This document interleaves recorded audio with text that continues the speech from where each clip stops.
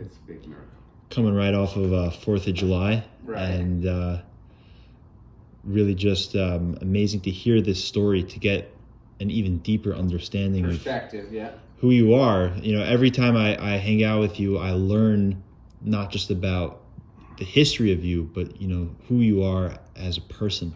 This goes deep into your soul, because both of you were put to the test, and you guys are here because you made it.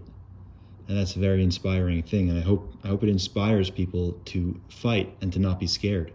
No, I hope so too. I mean, that's, you know, I missed out. I could have been with the Israeli military or the American military, and I think I was too much of a pussy. Had I known Joe in high school, there's no doubt in my mind. There's no, for sure. You know, I'm 32 now, but if I'd known Joe when I was 17, and this story was available to me when I was younger, I mean, there's no doubt I would have joined the military.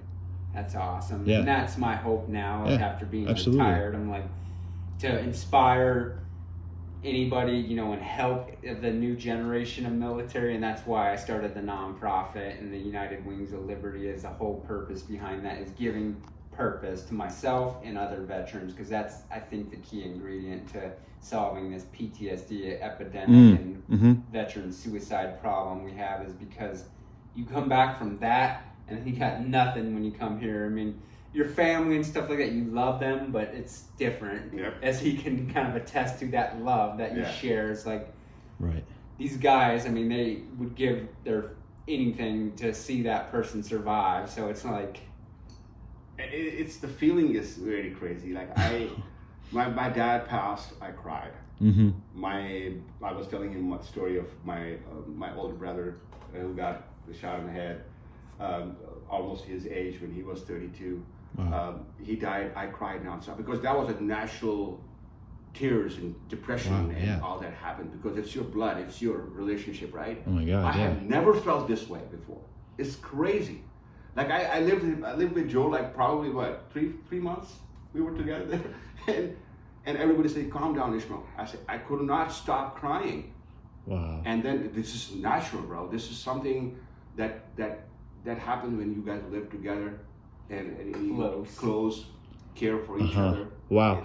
That's really beautiful, actually. Joe, you were kind of implying that part of the PTSD is just that you miss that brotherhood, that love.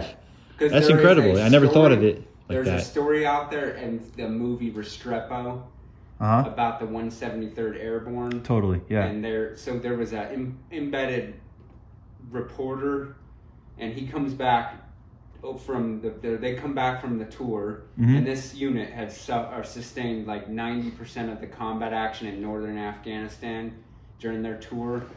And the guy asked, they're at a party in New York somewhere, and the guy asked the young guy, because it was a young soldier, and he asked him if he missed it. He's like, every minute of it. And he's like, we have got to figure that out if we're going to fix this PTSD problem. And it's like, and he sat back with a psychologist, and he's like, why is this? And he's like, because of that love. And you come back here, and it's just emptiness. And if we're going to figure this out, that's what we got to solve. Wow. Well, I think we're one step closer. I think people need to hear your story, and they need to hear this perspective, because PTSD is very complex, as you're pointing out right now. Yes, exactly. That's what I meant. Yeah.